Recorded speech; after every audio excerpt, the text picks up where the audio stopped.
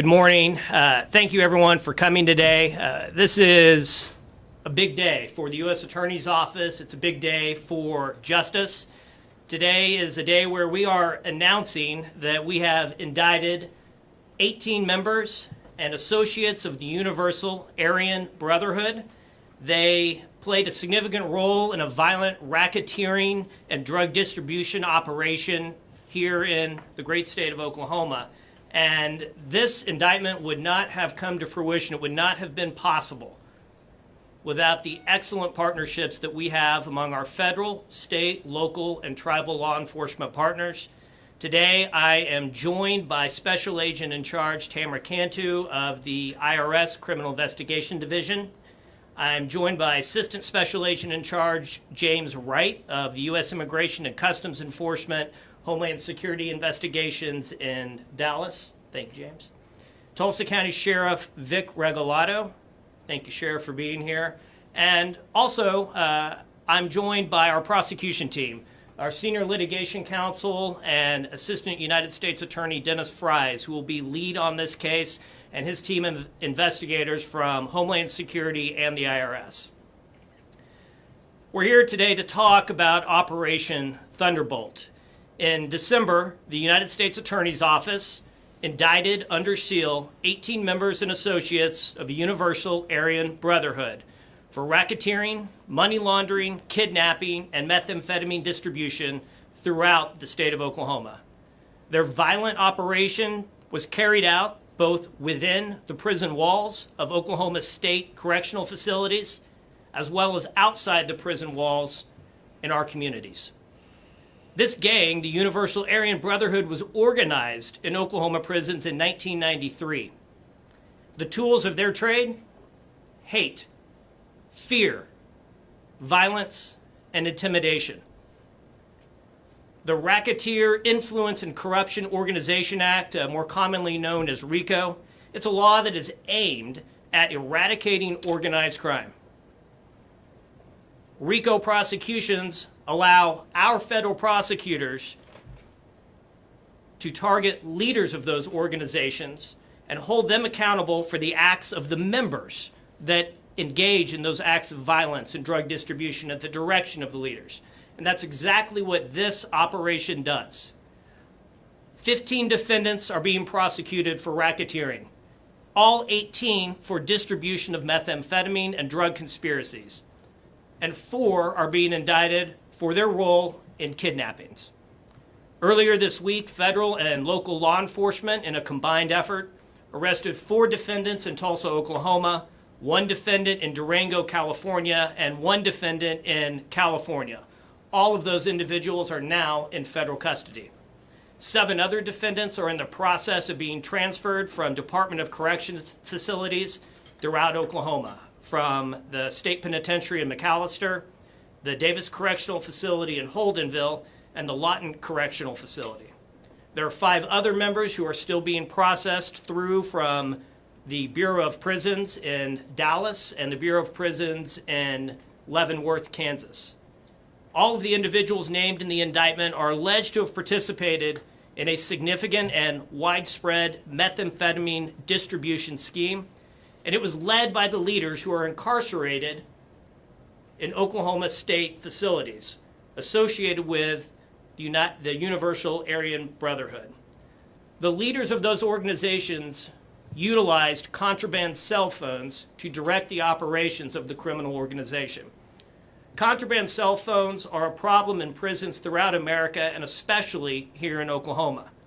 In 2017, Oklahoma Department of Corrections officials seized nearly 7,000 cell phones from inmates. In 2016, they seized nearly 10,000 cell phones. And so while we see that the Universal Aryan Brotherhood started this operation within the walls of the prison, like a cancer, it spread throughout our state, and it has affected our rural communities, our towns, our metropolitan cities. They spread addiction, and they spread their ideology of hate and their acts of violence. The UAB members and associates, as part of this organization, committed murders, kidnappings, They used firearms to further their illegal activities. They dealt drugs, and in the process, destroyed families, destroyed communities, and they will be held accountable. From 2012 to 2017, we've seen methamphetamine unfortunately make a comeback here in Oklahoma. In Oklahoma, meth-related deaths more than doubled from 2012 to 2017, from 140 to 237. The Universal Aryan Brotherhood runs with brutality and intimidation. The many victims include Donald Jones. He was stabbed to death in an Oklahoma State reformatory in retaliation against African American inmates in 2005. Outside of the prison walls in 2011, here in Tulsa, a 24-year-old student attending the University of Tulsa was shot and killed in an attempted carjacking by a Universal Aryan Brotherhood member. And Jason Harris was murdered in 2017 by Universal Aryan Brotherhood members during a kidnapping and robbery. These deadly and lethal activities have gone on for far too long, and I have zero tolerance for them, as do my partners in federal and state law enforcement. I'm proud of the partnerships that we've fostered, and I'm proud to ensure that justice is going to be achieved. Martin Luther King Jr. said, the arc of the moral universe is long, but it bends toward justice. We agree, and we will ensure that justice is achieved in this case.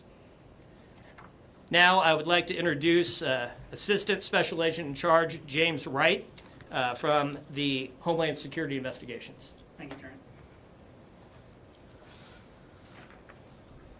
Good morning, ladies and gentlemen. Thank you, Attorney Shores, for hosting this news conference and announcing the grand jury indictment resulting in a multi-agency investigation in Oklahoma.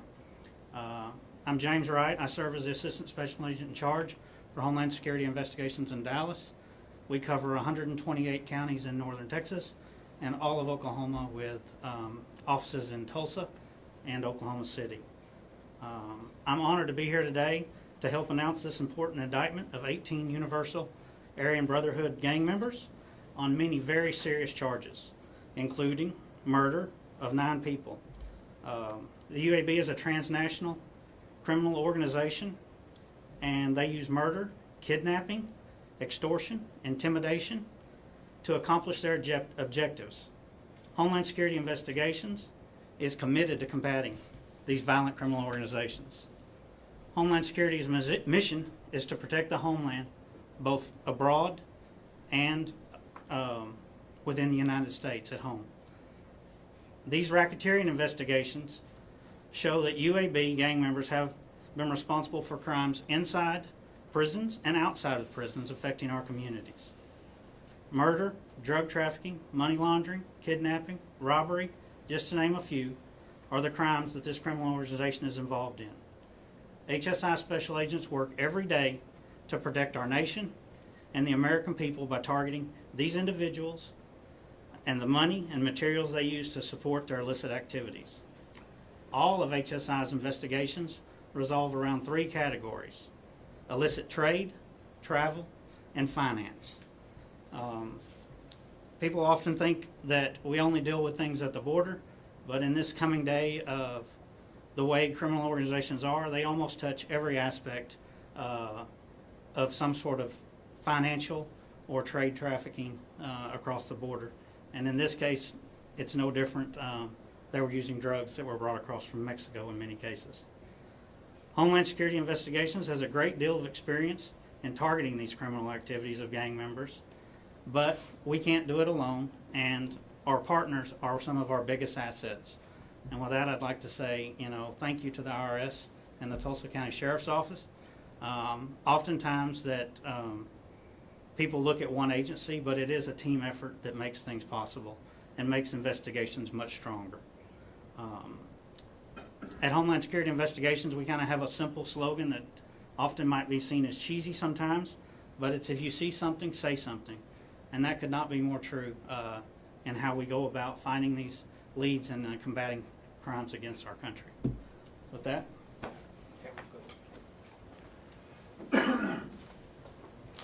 Thank you. Hello, my name is Tamara Cantu, and I am the Special Agent in charge of IRS Criminal Investigation at the Dallas Field Office. And we cover the state of Oklahoma, Arkansas, Northern Texas, and West Texas. The defendants in this case were involved with a criminal enterprise that used violence and intimidation.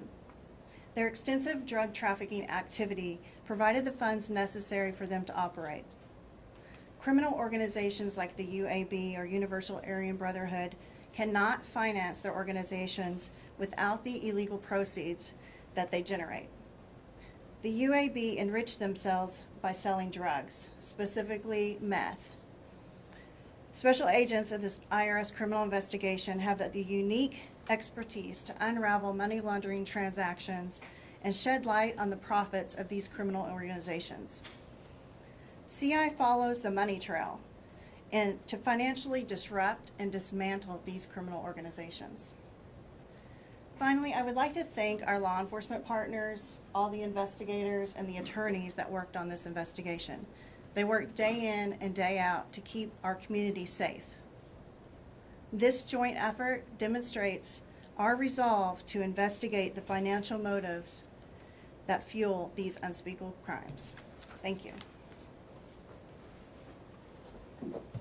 And there is no more important partner for us here in the city of Tulsa and in Tulsa County than our partners with the Tulsa County Sheriff's Office. And Sheriff Regalado, I was a line prosecutor here for many years, and I had the opportunity to work cases with Sheriff Regalado when he was with the Tulsa Police Department. And I can assure you that he is no less passionate today about his partnerships with the U.S. Attorney's Office and federal law enforcement and ensuring that the citizens of Tulsa and Tulsa County see justice and feel safe every night. And Sheriff, we really appreciate the partnership in this investigation with all the men and women of the Tulsa County Sheriff's Office. And if you would, please deliver a few remarks.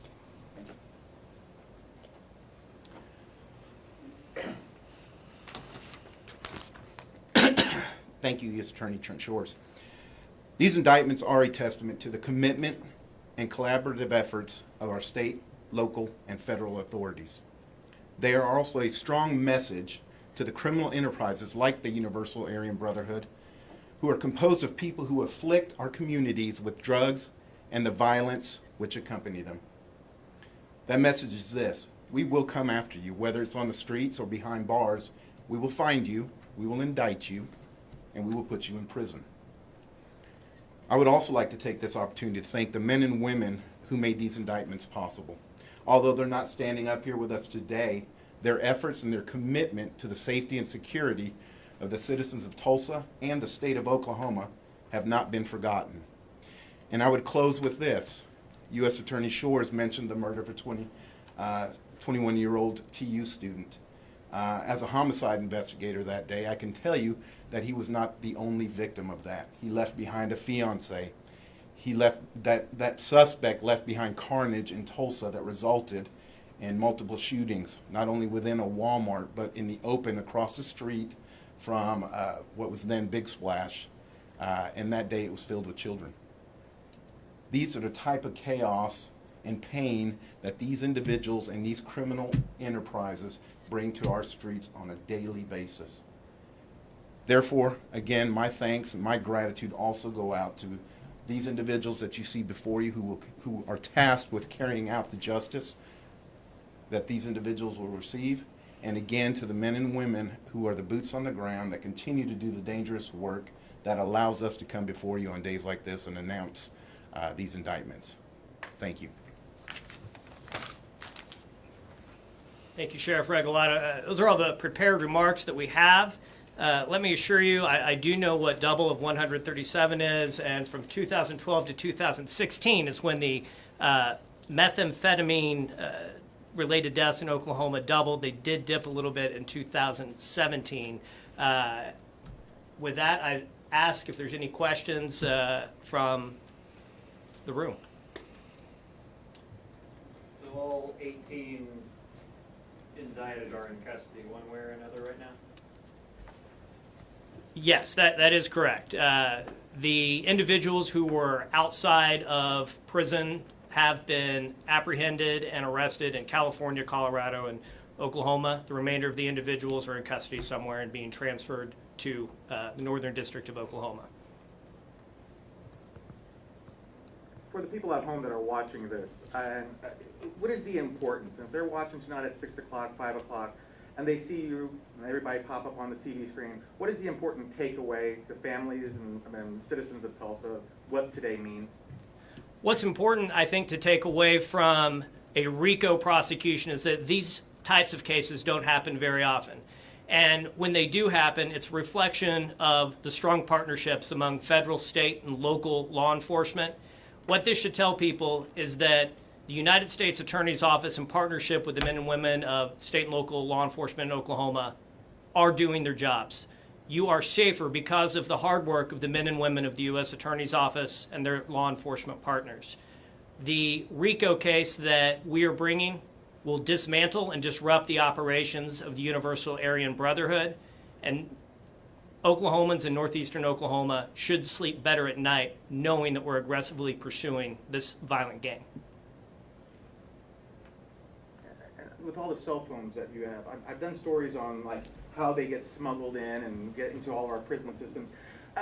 How do we defeat that? I mean, because there have been laws like you can't block cell phone signals. I mean, what can you do to sort of mitigate the cell phones that are, getting inside of our prison systems? Well, there's a number of initiatives nationwide, some being run through the Department of Justice's Office of Legal Programs, where Assistant Attorney General Beth Williams has spoken about micro-jamming technology that may be able to be put to use, where cell signals can be jammed within a prison or even within a particular room in a prison. And that is technology that we have to look at. We simply cannot continue to have to worry about criminals and defendants once we've put them in prison. After the government has met its burden to prove these defendants guilty beyond a reasonable doubt in a court of law, and we send them to prison, prison should be for punishment, should be for rehabilitation. It shouldn't be a headquarters to continue running your criminal operation. And we've got to use all technology available to make sure that cell phones in prison, if they are smuggled in, don't function as they're supposed to. How are they getting in? I mean, is it, because we've heard drones, we've heard footballs, we've heard, employees. What is how do we stop that part? Where there's a will, there's a way. I don't know that there is any single solution to stopping cell phones or any other contraband, for that matter, making it into prison.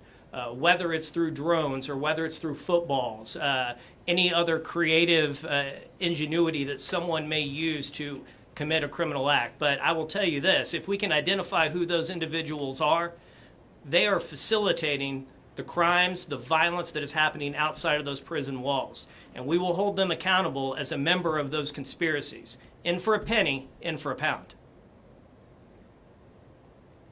Can you talk about how hard or easy or difficult it may be finding these phones and how much work goes into it?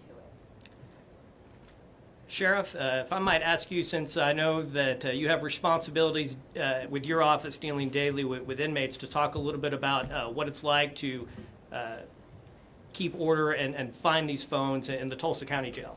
I can tell you that it is a monumental task, and as U.S. Attorney Shores mentioned, where there's a will, there's a way, and oftentimes we've seen the most creative ways of getting contraband, which includes cell phones, into our jail here locally.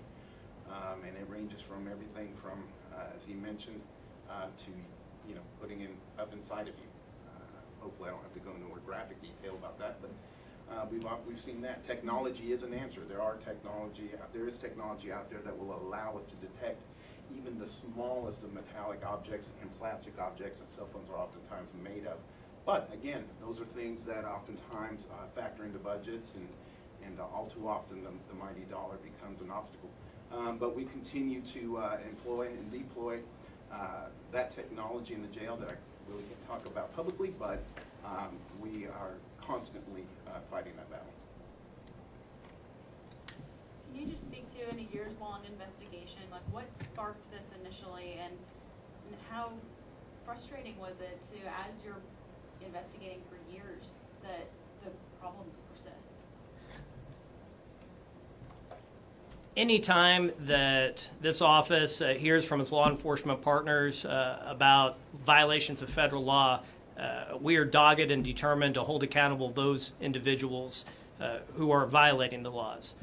I don't know that there is any one singular event that sparked this investigation, but rather when you look at the totality of all of the criminal acts, that's what concerns us. When you have a Universal Aryan Brotherhood white supremacist gang that is operating a lucrative criminal enterprise from inside the prison walls, I think that on its face is concerning. When we look at the murders, when we look at the kidnappings, the carjackings, the drug dealings that are being facilitated from inside a prison, yes, it's frustrating, but anytime we see criminal acts occurring in our jurisdiction, that is not something that's just frustrating. That is something that we are going to take down. It's something that we are going to dismantle and disrupt. So I don't know that frustrating is the right word, because the men and women of law enforcement, the U.S. Attorney's Office, they took an oath. That oath was to serve and protect. This is what they do every day, day in and day out. Are any of these top-level members of the UAB? There are a few of the individuals who have been indicted that are leaders of the UAB. They're referred to, the leadership is referred to as the main council. So yes, there are some of those individuals who are members of the main council. Are you identifying them? I'm going to ask our lead prosecutor. As Mr. Shore said, a number of people who have been indicted have been on the main council, are on the main council, or at a minimum had a lot of influence as to what happened with the UAB. I don't want to go into any evidence in the case and talk about specifics, who did what. Just suffices to say that we have indicted members of the main council. How many members are there? About? It varies from time to time, depending who gets released, who's still incarcerated. It can vary from single digits to double-digit numbers as members of the main council. And one of the reasons I know that Assistant United States Attorney Fries is being more general is that we're at the beginning of this process when it comes to the prosecution in a court of law. And we are going to try our case in court, and we want to ensure that we're not in any way prejudicing the process. What we do is we work through our justice system. We present the evidence that we collect to a federal grand jury, and they determine whether or not probable cause exists to return an indictment, which they did in this case. And the indictment is an allegation. The next step is for us to prove beyond a reasonable doubt that the allegations in the indictment happened. That is a burden that the United States of America welcomes, and it's one that we will meet. By chopping off the head of this multi-headed thing, this organization, what will it mean if there's a lower level of people that are in the UAB? I mean, can they reform, or has this basically shut them down and they are pretty much done? Well, anytime you seek to dismantle a criminal organization, there's always reorganization. They will adapt, they will change, and we will adapt and change with them. This doesn't end today. What we will continue to do is identify those involved, those who seek to continue in these operations. We're going to take away their financial legs. We've identified pockets of money. We're going to take away their dope distributors. We are going to take away their methamphetamine source. And if they persist, we will take them down too. Is that how you hope to impact those that are serving life sentences? Like 5 years, I think they're serving long terms. Yes, I think that there's still a deterrence, even though there's individuals who are serving life sentences in DOC. We see this office prosecuted Slint Tate last year. He also was serving a life sentence. but federal prosecution resulted, if I recall, in an additional 20-year federal sentence. So there is value in continuing to hold accountable these individuals and anybody that is associated with them. No one gets a free pass. Is it safe to assume these pictures you have on display are of the people you have in custody? Or are these examples of where you've seen it in other places? The tattoos and the symbols that you see here in the photos are representative of Universal Aryan Brotherhood members. I can tell you that some of these photos are associated with the defendants in this case, but we show them here today because as part of a RICO case, when you look at a criminal organization, a part of this criminal group's ideology involves hate and violence, and that is the tool of the trade or tools of the trade that they use to commit their criminal acts. So some of these are the actual people? That is correct. Gotcha. Thank you. You know, this really affects a lot of, obviously, the victims' families. And for many of them, they've been waiting years to get this justice. I'm sure you just, this day is one of those where you get to say, we've been trying to go for that justice for all these years, and we're finally getting it. Absolutely. You know, when you talk with the victim witness folks in our office who deal daily with victims of crime, you hear stories that each of those individuals has suffered pain because perhaps they've lost a loved one, but they often are resilient. They look forward and they're hopeful that justice will be achieved. And if in some small way we can bring them relief, then we're proud to do so. I will say that the conspiracy in this case dates back to violent acts that were committed as early as 2005. And certainly justice is a long time coming, but this investigation has had multiple prosecutions and accountability of individuals along the way. Several years ago, this office indicted 11 Universal Aryan Brotherhood members, and this is an extension and continuation of that investigation that began earlier. We've also seen around the country just in the last month, the United States Department of Justice taking down other Universal Aryan Brotherhood and white supremacist gangs in prisons, the most regionally relevant one being recently in western Arkansas, I believe. Are you willing to say that they're the most threatening prison gang at this point in the country? I don't know if I can say they're the most, but they are certainly one of the most fearsome. They're aggressive and they're violent, and the means by which they seek to establish power and some sort of rule in prisons and state prisons and federal prison is by violence. And so, yes, they are absolutely one of the most threatening and one of the most dangerous. Maybe I missed out on this part, but they started in California, correct? Like the UAB in general?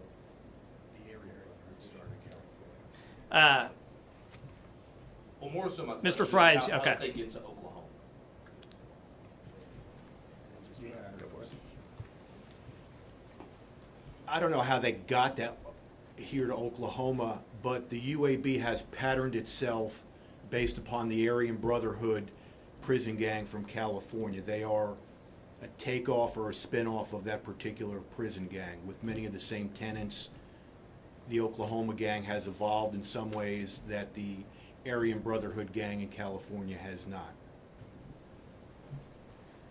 And that's not an uncommon pattern, whether it's prison gangs or violent street gangs, that we see local individuals mimic the actions of gangs elsewhere, whether that's in prison or in a part of our city or county. If there's nothing else, we appreciate the opportunity to announce this indictment to you today, and we'll make ourselves available for individual one-on-ones. Thank you, everyone.